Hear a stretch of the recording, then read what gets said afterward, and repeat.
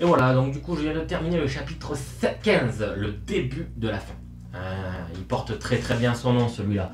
Donc notre petite communauté est guidée par Janina et sa marmaille à travers les égouts de Nera pour nous faire arriver justement sous la forteresse en direction donc, de la capitale, de la cathédrale de Nera, la cathédrale royale entre guillemets. Donc on arrive à se faufiler tant bien que mal. Au niveau du gameplay, très intéressant parce qu'il y a un système au niveau des piles de runes. Donc on part avec nos 5 runes. Moi avec mes 2 personnages, je peux en tirer jusqu'à 4. Très bien, il en reste une.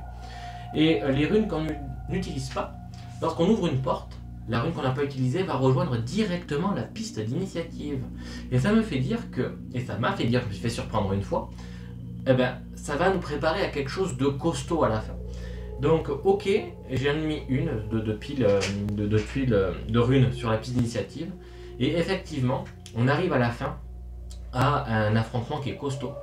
Mais avant ça, on rencontre un PNJ, c'est Connor. Ouais, Connor. Un prisonnier, et vous savez, hein, l'ennemi de mon ennemi est mon ami. Donc je décide et réussis à le tirer de sa cellule. Il vient nous prêter main forte. Alors, imaginez le gars, il est tout dégoulinant de sang, plein de plaies et assez abîmé. Et il ne va même pas nous aider. En gros, suite à sa livraison, suite au fait que je l'ai sauvé, entre guillemets, libéré, j'ouvre la porte et là, un énorme commandant. Donc là, c'est le commandant brut. Là, à affronter, c'est un truc qui est costaud. Il y a énormément en plus de runes sur la piste initiative. Le bonhomme, il a 40 points de vie, il fait énormément de dégâts. Et là, je me dis, bon, j'ai plus beaucoup de runes. Lord W, il a déjà 5 à 6 cubes malédiction sur lui. Maya, il lui reste un tour de jeu parce qu'elle a 5 cubes malédiction sur elle. Elle n'a pas 36 000 solutions. Il faut absolument que sur la première phase, je tank pour purifier un petit peu et soigner. Et la deuxième phase, on ira au combat et à l'assaut. Ça se passe bien, on encaisse, etc. Pouf pouf, on arrive à le battre. Ce qui est très intéressant sur ce scénario, et comme au scénario antécédent, c'est que les PNJ qui nous accompagnent, donc Janina, Tarmargar et la Connor, ont les désastres bourreaux qui, eux, vont les cibler en priorité. Donc eux, il faut arriver aussi à les protéger. Ce qui nous fait voir vraiment 2 phases de jeu complètement différentes, une réflexion vraiment bien pensée. Ça, j'ai bien aimé sur le scénario antécédent et j'ai oublié de le spécifier. Et je voudrais le spécifier quand même pour ce scénario. En parlant encore du scénario et du gameplay, surtout donc de la mise en place, etc. Encore une fois, merci beaucoup à la page Facebook donc des Chroniques de Drunagor françaises, parce qu'il y a l'errata qui a été mis en place et qui permet de se poser aucune question. Rappelez-vous, j'en parle depuis le début assez régulièrement. Et bien là, encore une fois, il y a un problème sur la présentation au niveau d'une tuile. Alors bon, tant que c'est pas une tuile, on va dire avec une conséquence au niveau, on va dire, statut, etc., hémorragie, poison, etc. Bon, au final, plus ça avance dans le jeu, moins on les regarde et moins ça a d'importance. Donc, bon, j'ai bidouillé comme j'ai compris et je pense que c'est ça qu'il fallait faire. De toute manière, ça aurait absolument rien changé qu'il y ait une plaine ou qu'il y ait une salle avec des coffres dessus. D'ailleurs, en parlant des coffres, ils deviennent de moins en moins attirants. Nos capacités spéciales sont largement plus fortes que les coffres. Et ce qui nous intéresse parfois d'aller chercher, c'est des potions ou aller chercher des potions. Il n'y a que ça. Parce que les parchemins, finalement, ils sont pas si puissants que ça pour le moment. Il n'y a pas de solution pour les booster. Donc, bon, les coffres, c'est vrai que j'ai moins d'attrait actuellement. Peut-être qu'avec d'autres personnages ça peut être boosté, etc. Je sais pas, mais en tout cas là c'est pas ma priorité quand je vois des coffres. Ma priorité c'est clean et avancer. Pas clean, faire les coffres et avancer. Voilà. Malgré que j'ai télékinésie, etc. avec Lord W, je peux pas non plus faire ce que je veux. Parfois j'utilise la télékinésie pour faire avancer mes coéquipiers, faire les compagnons, ou alors ramener les bestiaux vers moi pour essayer de les taper plus facilement. Voilà. Donc, on se retrouve face à cette grosse brute à la fin. Donc on tank un coup et là on contre-attaque avec leur W et ses cubes malédiction qui lui ont fait faire une hémorragie démente. Et on arrive à le terrasser finalement avec un coup critique de Lord W. Donc ça déjà, grâce à hémorragie encore une fois, hein, sinon il n'y aurait pas de super gros bonus. Et le tour d'après, on te dit, bah, événement spécial, vous l'avez tué, allez-y, lisez-le. Tac, tac, tac, tac, tac. Et là, Connor devient connard, parce que Connor, lorsqu'il réalise que, oh mince, c'est mon armée qui a été détruite, oh, c'est mon unité, malheur, malheur, malheur. Et oh là là, merde, ce commandant, je l'avais déjà battu. Il y a un peu des questions qui se posent, lui qui l'aurait battu, ta, ta, ta. Et en fait, on voit se décomposer la chair putréfiée du commandant brut, devenir une sorte de amas ténébreux et jaillir directement sur Connor qui devient connard comme je disais, parce que le commandant brut ressurgit à ce moment-là derrière nous parce qu'il était en backlane en fait finalement. Connor, hein, je vous l'ai dit, il n'a pas beaucoup aidé alors que c'est un gars qui est censé être corps à corps, mais sur le petit corridor et sur le petit pont il n'y avait pas possibilité de passer comme on voulait et donc de les envoyer tous à l'assaut. Et là à ce moment-là, ben, il est là, le truc, il revient avec un peu moins de points de vie, un peu moins fort, et il faut le réaffronter une deuxième fois. Et là, j'avais plus que 3 runes en jeu, je devais en piocher 2, et Maya qui était avec ses 5 points de malédiction sur elle, Lord W qui venait déjà de jouer, j'avais plus de dégâts, j'avais l'impression d'être un petit peu bloqué. Finalement, je me dis, bon ben Maya, écoute, il reste plus qu'un tour, on va se lancer, et puis on verra bien ce qui va se passer. Ça marche plutôt bien puisque Maya elle avait 2 de concentration, donc capacité spéciale avec le Amstramgram qui permet d'attaquer 3 fois, et avec son arbalète qui peut parfois faire plus 2 lorsqu'on fait plus de 16, et en plus avec sa capacité qui permet de faire activer ses familiers. J'arrive à m'en sortir en un coup, en un tour de jeu de Maya pour tuer le commandant brut et aller chercher le vampire ténébreux qui venait de pop, et donc mettre un terme à cette partie où finalement Tarmargar sort des égouts avec la troupe, prend Janina et sa marmaille, dit je vais les mettre à l'abri, toi concentre-toi sur le combat final. Et c'est ce qu'on va faire, chapitre 16, je pense que c'est le début du combat final. Allez, fin du chapitre 16, un chapitre qui était extrêmement tendu et super intéressant.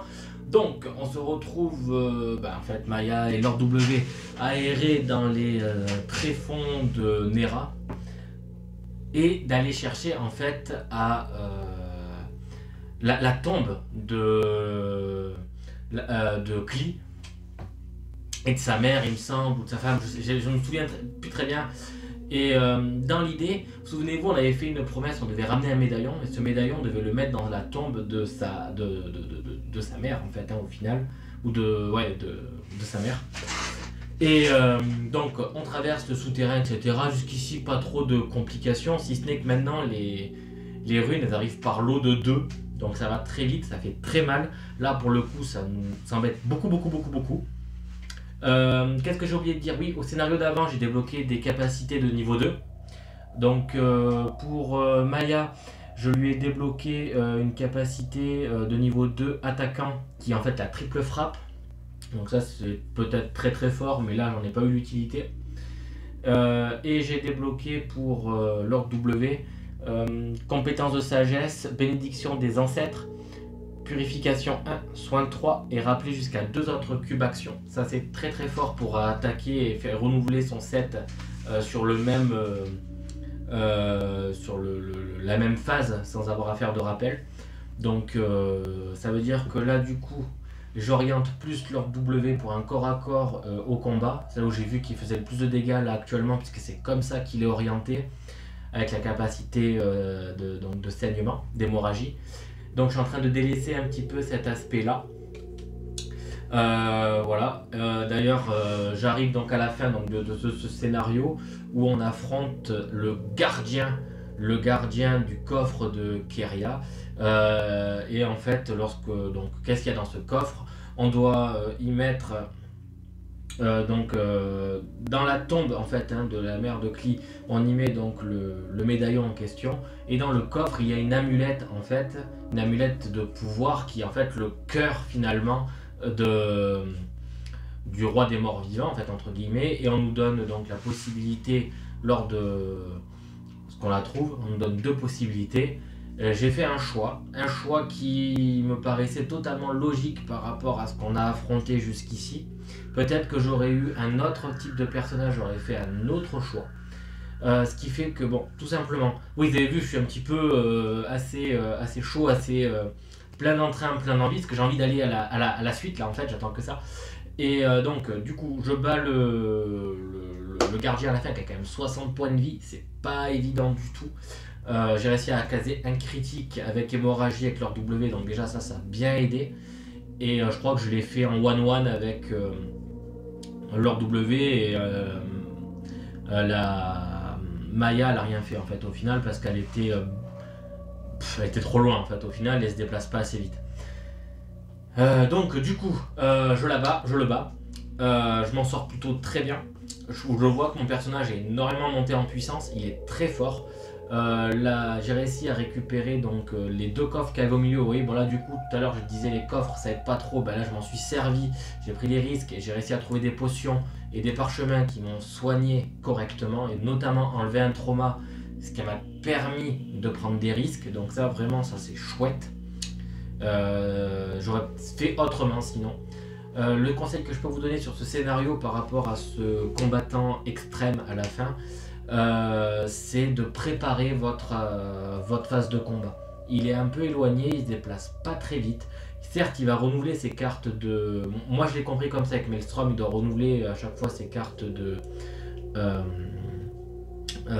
commandant. Ce qui fait qu'on ne sait pas trop ce qui peut arriver, il va être très très fort. Donc, préparez-vous. Et une fois qu'il est arrivé, que vous l'avez apporté, que vous pouvez mettre un tour complet de jeu avec vos 2 personnages, faut le bourriner à ce moment-là. C'est le meilleur conseil que je puisse vous donner. Donc finalement on arrive à le battre, on ouvre le coffre, on a une décision à prendre sur ça. Et ensuite, là, le choix que j'ai fait me propulse directement au chapitre 18. Et ça va être l'affrontement final contre le roi mort-vivant. Donc j'ai qu'une hâte, c'est commencé, donc on y va tout de suite. Là, je peux pas attendre, on y va. Ouais, bon bah ça y est, j'ai terminé la campagne. Bon, alors je vous cache pas que je suis un peu déçu de ce dernier chapitre. Je suis tout euphorique à arriver à la fin de ce dernier combat où je me suis dit que ça allait être épique, ça allait être différent, etc. Mais il n'en est rien en fait, c'est une redite du chapitre 2 où on l'affronte. C'est exactement la même chose, c'est vachement dommage. Ils auraient pu faire des choses un tout petit peu plus différentes, plus dures. Enfin, j'ai pas trouvé dur quoi, c'est ça le truc. Mais certes, ok, mes personnages font beaucoup de dégâts, mais j'ai pas vraiment trouvé de réelle résistance. Bon, du coup, c'est gagné, c'est vite fait, ça a duré une demi-heure, c'était terminé, quoi. Voilà. Bon, ça a fait 2 tours, c'était plié. Ceci dit, je vais quand même vous expliquer 2-3 trucs. Pour ceux qui vont s'en sur ce chapitre-là, qui arrive et qui sort du coup du chapitre 17 ou du chapitre 16, vous allez avoir une proposition, une invitation à arriver à ce chapitre. On ne vous dit pas phase de campement. C'est pour ça que j'ai pris le temps avant de m'installer pour être sûr. Il n'y a pas de campement. Vous gardez vos cubes malédiction, vous gardez quasiment tout.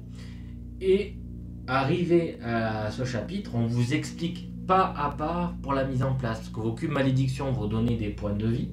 Vos cubes trauma vont donner des points de vie, etc. On va vous les retirer petit à petit et ça va rééquilibrer si vous voulez le niveau.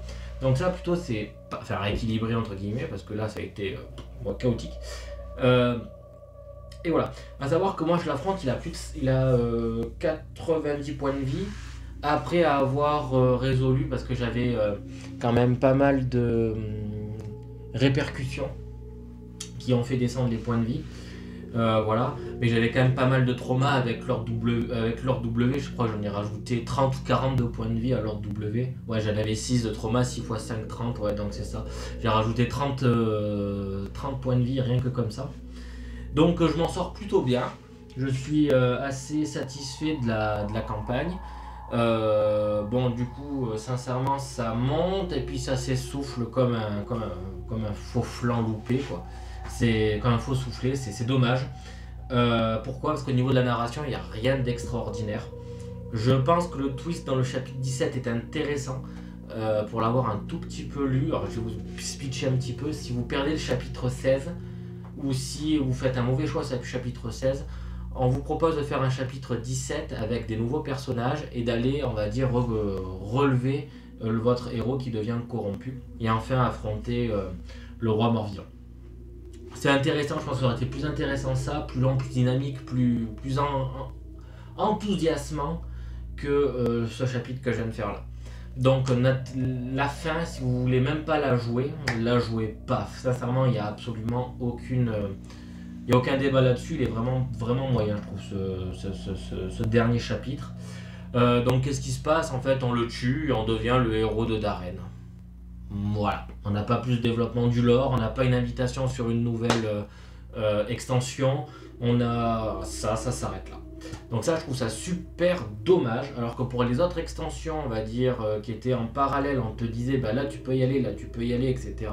Là, pour le dragon et pour les sables, on te dit rien du tout, donc je sais pas comment ça va se passer. Je vais regarder, je vais ouvrir, mais je reste vraiment sur ma faim sur ce chapitre 18, quoi. C'est dommage. Au niveau du lore, donc en gros, ce qui se passe, histoire de vous spécifier un petit peu 2-3 trucs sans trop vous spoiler. Effectivement, la mère du roi mort-vivant, c'est la personne qu'on va dans la crypte et qu'on a où on va lui mettre, on va lui enlever l'amulette en fait au final, ou lui mettre l'amulette, je sais plus. En fait, il y a une histoire au niveau de l'amulette, on doit faire quelque chose avec.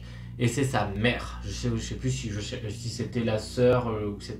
J'étais un peu paumé au niveau de l'histoire. Donc il s'avère que c'est bien sa mère.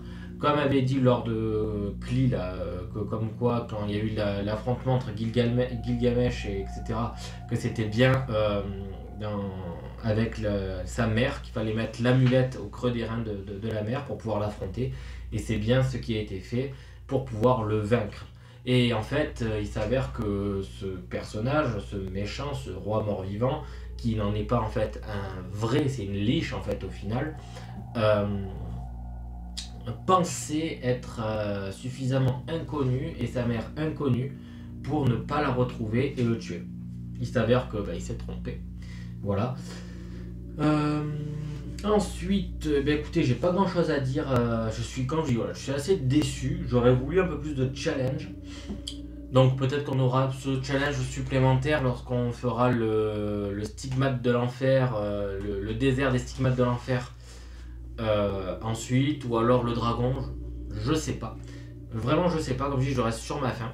Et avec une envie de plus. Donc on va pas s'arrêter là. Il y a la suite. Donc on va faire la suite. Mais voilà, sachez que j'aimerais plus. Alors est-ce que dans ce chapitre 2 des Chroniques de Drunagor, il y a une suite à ça? Je peux pas vous dire. Là où je reste un peu sur ma faim, c'est qu'au niveau des objets, les reliques, etc., j'y ai pas touché. Les objets de niveau 3, on y touche à peine. J'ai pas débloqué tous les arcs technologiques de mes personnages. Les niveaux 3, j'en ai aucun. Donc je reste vraiment sur ma faim au niveau du développement des personnages aussi. C'est assez frustrant de se dire qu'on n'a pas fait le tour au niveau de l'arc technologique, qu'on n'a pas pu créer vraiment le personnage qu'on voulait. Certes, il en prend la direction, mais il n'est pas abouti. Est-ce que ça sous-entend que pour ce chapitre 2, on va réutiliser les mêmes personnages qu'on a ici pour les propulser dans le nouveau chapitre et avoir le niveau de difficulté qui continue d'être croissant? Peut-être, je ne sais pas. Ça reste une très bonne interrogation. J'espère que c'est le cas, parce que ça va être une tuerie si c'est le cas.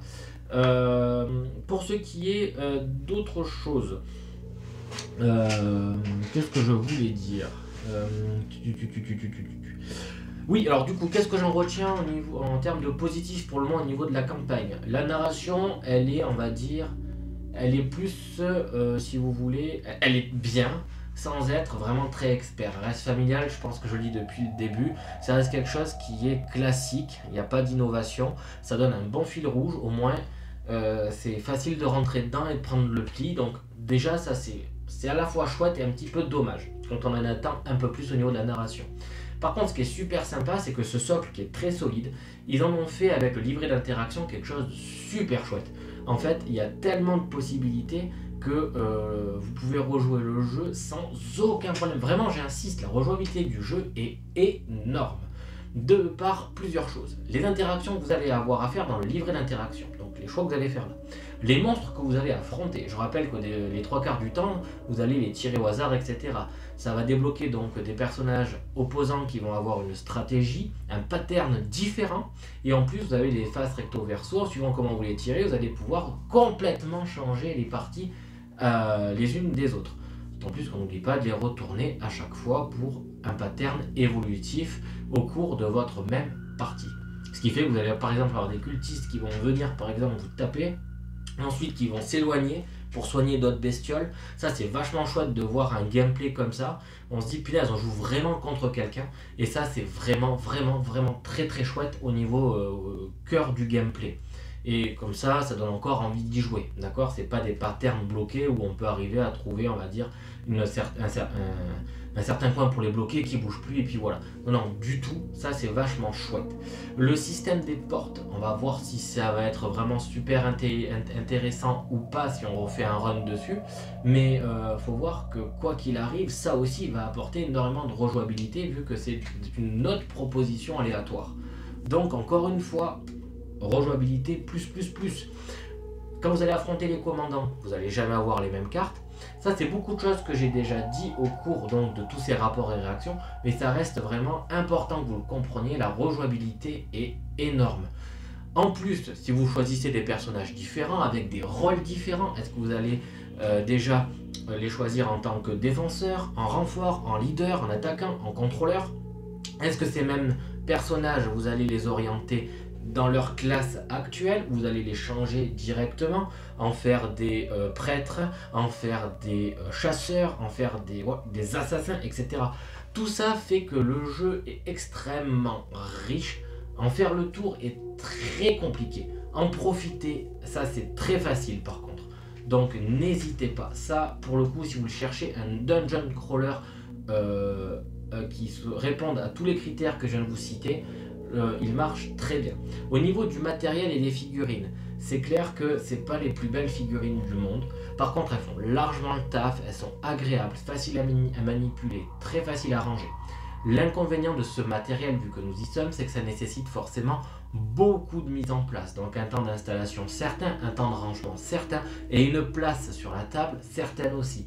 Donc attention, moi vous voyez, ça prend quand même, moi j'ai une table qui est relativement grande, je me demande comment on ferait à 5 ou 6, quoique s'il y aurait la place, quoi, voilà.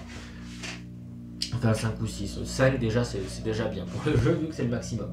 Ensuite, par contre les parties seraient beaucoup plus longues, ça aussi, hein, voilà. Un très bon jeu pour du solo, ça il n'y a absolument aucun problème, c'est un jeu solo. Vous voulez le faire comme moi, le jouer en solo duo, vous pouvez en prendre solo trio, vous pouvez faire ce que vous voulez, c'est l'avantage de ce type de jeu, donc très bien à ce niveau là. Ça c'était pour le matériel. Oui, au niveau du matériel, les game trays, au début je pensais que c'était vraiment, on va dire, l'aspect, on va dire, un peu luxe de l'histoire, avec, on va dire, enjoliver le jeu. Pas du tout. Il y a vraiment une possibilité de jouer avec les game trays, de faire en sorte qu'il y ait vraiment une notion de tactique. Se mettre là, pour les attirer là, vous êtes en hauteur, vous pouvez bénéficier de bonus, bam, voilà. Tout ça est super important et bien pensé. Je dis pas que c'est la partie la plus importante du jeu, que c'est la plus grosse innovation du jeu. Par contre, c'est un plus, c'est un fait. Ensuite, je rajouterai un autre point. Pour continuer sur le matériel, il est quand même très important. C'est envisageable, nécessaire. Vous l'entendez comme vous voulez. Mais il vous faut absolument les game trays, les player trays. Sans ça, vous allez en mettre partout. Ça va être compliqué, ça va bouger. C'est vraiment, je vous le recommande chaudement. 1. Laissez votre jeu sur la table, et 2. Les game trays, les player trays. Sinon, ça va être l'enfer. Installer, ranger, l'enfer. Voilà, donc j'ai un petit peu fait le tour un petit peu de mes sensations à chaud, de ce que je pense après cette campagne là.